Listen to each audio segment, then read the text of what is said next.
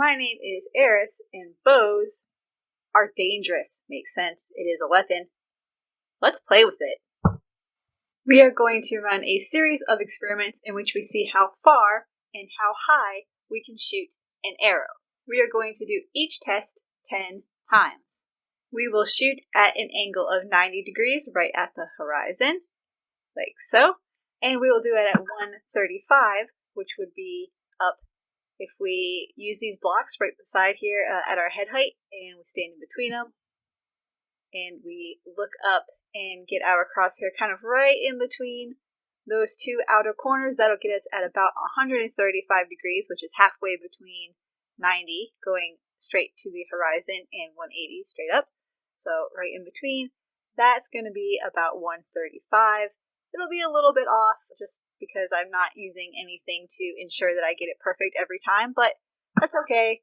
We're just trying to get a rough estimate.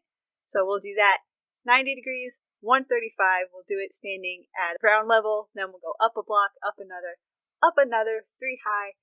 And then we'll run some more tests over here, just standing at ground level, seeing how high the arrow goes using these lights and some tripwires. So when we walk through, boom, when the arrow goes through these, they will also light up. Quick little example. If we just shoot straight, we should see them light up at the first light. There you go, saw one light up over there. So let's get to it.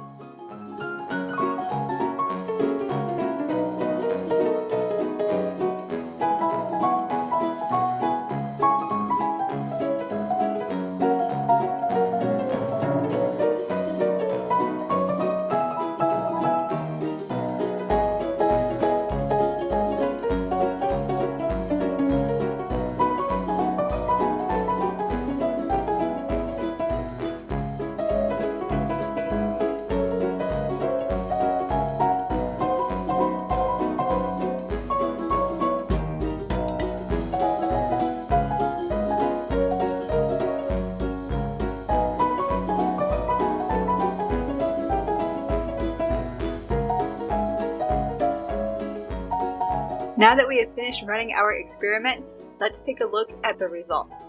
Here we have the raw data starting with distance. This top section is when we were shooting from level ground at a 90-degree angle and then a 135-degree angle. Up here we have our samples, so 1 through 10 because we did it 10 times, and we've got an average. Then this is when we were up 1 block, up 2 blocks, up 3 blocks, and then this table shows the height when we were at 90 degrees, then when we shot at 135 degrees, and then 180, which is going straight up. Down here, we have the trajectory. So when we were shooting at a 90-degree angle, we did it 10 times.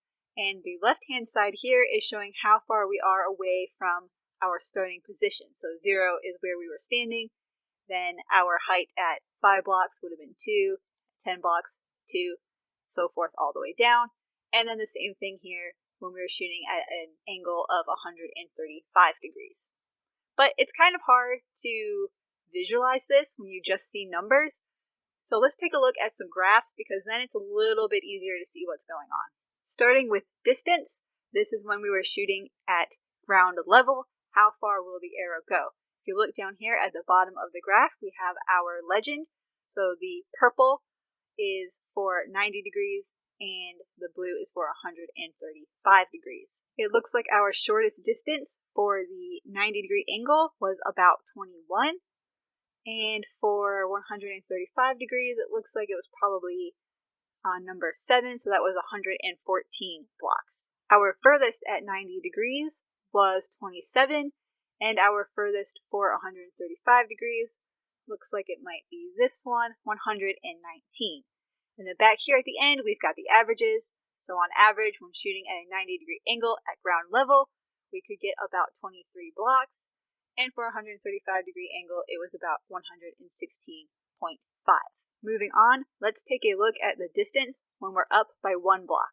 We'll just go over the averages for here. So at 90, our average was 33.3 blocks. And for 135, it was 118.3. Now let's look at the distance when we're up by 2 blocks. Our average for 90 is 47.5, and our average for 135 degrees was 119.2.